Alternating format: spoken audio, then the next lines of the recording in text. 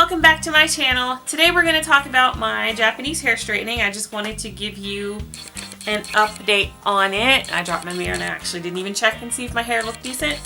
I want to give you an update on it to, well, you know, it's been 2 years, so what can I say? It's grown quite a bit since the last time you've actually seen me talk about it.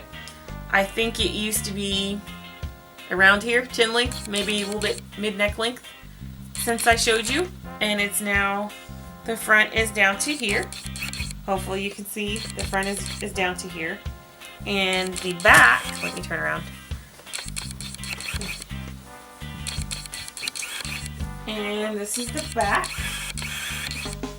It tends to be almost, it's bra strap length right here, because there's the back of my bra. And there's my hair. So it's grown quite a bit. I'm actually quite pleased with it. Hopefully you can see.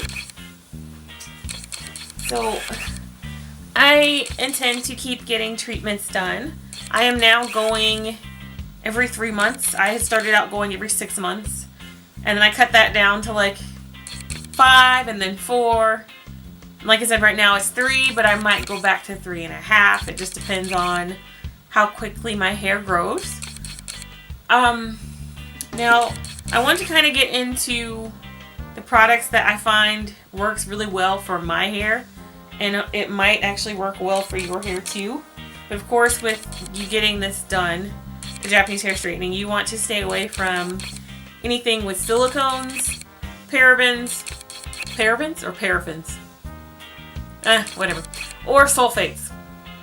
All of that stuff is going to be, it's going to have to be stripped out of your hair with a really strong sulfate shampoo. And you don't want to do that because then that's going to strip out that Japanese hair straightening coating that you have on your hair. That's going to pull that right off of there. So you're going to want to use sulfate-free products that don't have any parabens or any silicones of any kind in it. And you're going to have to read the labels and know what your names are, because they will try and switch it up on you. But this is stuff that I've already looked into and I know that works, and I've got quite a lot of mess over here that you can't see. So the first thing, my routine right now is the night before I decide to wash, I feel like I'm sitting on the edge of my chair. I do an oil condition, which really is me putting several different types of oil and honey in a applicator bottle, and I just go all over my whole scalp, make sure I put it in my hair and put on a plastic baggie. Then I put on my do-rag, and then I usually put on a beanie, and I cover my pillow, and I go to sleep. And then when I wake up that next morning, I go ahead and I shampoo everything out. I will deep condition, sit under a hooded dryer with that deep conditioner in for about 20 minutes. Rinse that out, put in my heat protectant, and go back under a hooded dryer until I'm dry, because I have no kind of blow drying, brush in one hand, blow drying the other type of skills. So I just send it to the hooded dryer to let it dry, and then I flat iron. But to start that whole process, for the oil, and I did not bring everything upstairs for that, I usually put in my bottle just old Walmart Great Value EVOO. And I might put, I don't even know the measurements because I don't measure. I might put about 1/3 of a cup of this in there. I will put in just regular honey. Honey's a natural humectant. It's really moisturizing for your hair. And it also helps with the scalp condition that I have. And I think it's, see, I'm talking about it now, my head's itching. I think it's psoriasis, but I have not actually gone to a dermatologist to find out, because I know that if I do, the only thing they're going to give me really is products that I can't use in my hair. So I manage it just by using the honey and by watching the dairy that I eat. If I eat more dairy, which I really shouldn't because I'm lactose intolerant, but if I have more things with dairy in it, the more my scalp condition acts up. So you've got the EVOO, you've got the honey, and then I use Spring Valley extra virgin coconut oil. Sometimes I do, sometimes I don't. It just depends on how quickly I'm trying to get done. I'll throw some aloe vera gel in there too if I have it. And then that's pretty much it for the oil condition. Like I said, you just put it on and go to sleep. And so then when it's time to shampoo, I like to use the Shea Moisture Mango and Carrots. It's a kid shampoo. Yes, it is a kid shampoo, and I am proud to use it. And I use it because it's extra moisturizing.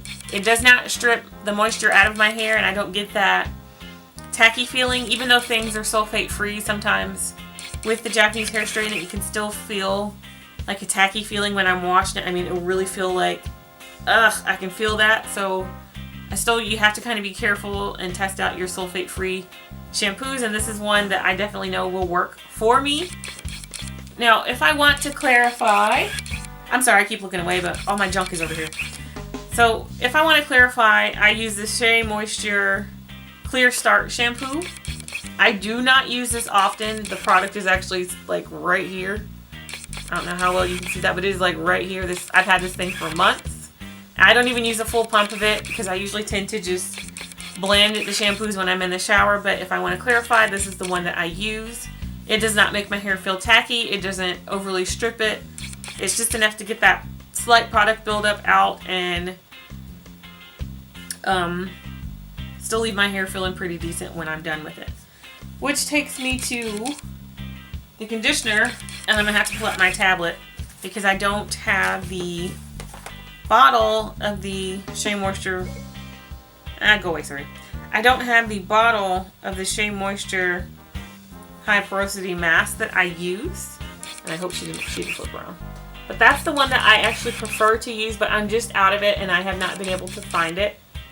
And I usually buy all of these products from like TJ Maxx, Ross, Marshall when I go to Marshall, because I don't have one here in town. When I go there, and if I see any of these products that I'm showing you, I will just grab them all. Some of them may not be the ones that I like to use on a daily basis, but I know that they work for my hair and I will go ahead and grab them because you don't want to be caught without a product, because you can't go to Walmart and get most of the stuff. And even if you can, I don't want to pay Walmart prices.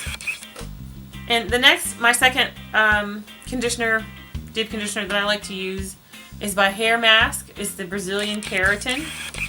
It's a softening and smoothing conditioner.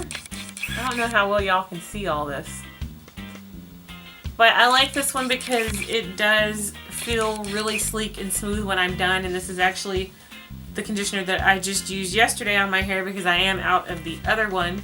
It has a nice smell. I guess I can show you what it looks like. And it's a really creamy formula, but it smells so good. It just is a smell that stays on your hair. I like that because it is very smooth. It does add a lot of moisture back into my hair. Not that I lose a lot, but I still treat my hair like it's curly even though it's not.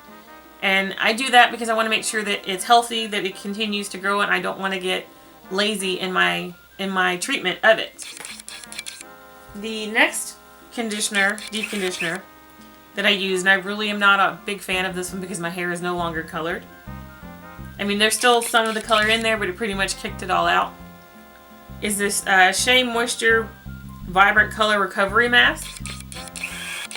I mean, there's absolutely nothing wrong with the product. It's just not my favorite compared to the other two. Now, I will use it if I have to, and I'm trying to use up what's left of it, and I just have not done it. But it's really, really thick. Like, I could turn this upside down, and this bad boy ain't coming. He ain't coming out of here. But and it actually kind of reminds me of like a men's like musk type scent. It's not really good scent for a woman. They really should change that. Anyway, it's not that the product doesn't work. I mean, it is moisturizing for a deep conditioner, but it's just not my favorite. I don't really need it anymore. The conditioner, just the regular one, is a Masque coconut oil. It's a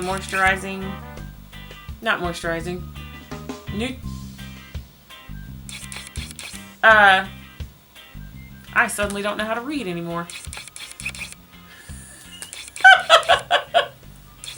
Just read the bottle because I suddenly can't read. I use this one just as like an added conditioner because I still haven't gotten to my head that I don't need to use like the same amount of conditioner that I used when I was curly. So I'll just be like pouring like a whole glob of conditioner in there. And I just like the smell out of this one. I really don't need to use it. Once this product is empty, I'm probably not going to buy this one again. And there's nothing against it. So when it's time to do... I really wish I'd had a table to put right here. When it's time to do the blowouts, I use the Shea Moisture Smooth and Repair Blowout Cream. This is my absolute favorite one to use. Absolutely favorite. The bad part about it is that if I use too much of it, and I probably do about a quarter size amount, if I use too much of it, it does weigh my hair down and makes it feel oily. So just a little bit for this goes a long way, but it aids in making my hair a little bit smoother, and right now that's important because my roots are coming in and I don't like any puffiness. Like right now, that slight little bit of lift back up when I raise my hand is driving me nuts. But that's okay, I go next month. The other one that I use, and like I said, all this stuff is just like different ones. I don't use all these at once, is the Shea Moisture Smooth and Tame Thermo-Protect Milk. That's what he looks like. And this is another one, again, you use too much, your hair gets a little bit heavy. I do like this one because I do feel that it is another one that's moisturizing on my hair. So it's a good one to have. And the last heat protectant that I will sometimes, you know, use it if I see it somewhere, is the Shea Moisture Smooth Finish and Thermal Protection. I actually started out using this one and there's nothing wrong with it, but I couldn't really ever tell if it was in my hair or not. Like, it's so lightweight that I would actually mix in a leave-in conditioner that I'm not using right now with it to kind of make it feel like I had the product in there. It's not awful, it's just really lightweight. So I showed you my oils. Now, every 2 to 3 days, I do like to put oil in my hair before I wrap it up and go to bed at night. So I'll either use the coconut oil that I showed you, which was the Spring Valley extra virgin coconut oil, or I will use the Shea Moisture High Porosity Moisture Seal Finishing Elixir. And I'll just use one spray of that in my hair. And just make sure I brush it and put it all over, and then like I said, I'll wrap it up and I'll go to bed. But that's some of the products that I like to use in my hair right now. Now, I don't really tend to change too many of those up since I do know what my hair likes, and that I like it to not be too weighed down once I first wash it. Like right now, I've only got one pump of the Elixir in here from yesterday from when I wrapped it, and I'm probably not going to oil it again until maybe Wednesday night, because if I start putting too many oils in it, it's going to weigh it down and it's going to clump together. Excuse me, it's going to clump together and then it's going to look really oily and nasty, and it's going to look like I need to go wash my hair. Because I do still stick to my once a week wash schedule, because I am still a curly girl underneath this straight hair. It is still curly hair. If you get this done, you have to make sure you still take care of your hair. You can't just go in there, shampoo, throw some conditioner in for 2 minutes and jump out of the shower and book it. You still need to treat your hair. I mean, yes, my hair is healthy and yes, it's growing, but I baby it. Because I do eventually want to try and get my hair to like under the bust, maybe mid, lower, upper back. So I mean, I have quite a ways to go to get it there, and I'm quite sure that I can. But I want it to be as healthy as possible, and my ends are still looking pretty good for having had this done for 2 years? I think it's been 2 years. But if you have any questions about the Japanese hair straightening, please leave me comments below so that I can try to answer them as best as I can. And of course, it's going to be more geared towards my own hair, because obviously it's the only head of hair that I have. But I will try to help you out with that as much as possible, and I'm going to try to post more things about the Japanese hair straightening, because I know there's not a lot out there for African American women that get this done, and it can be done on your hair. Don't let anyone tell you no. Just find the right stylist. So again, if you have any questions, comments, concerns with this, Leave me a comment down below, give me a thumbs up, and I will see y'all when I see y'all. Bye.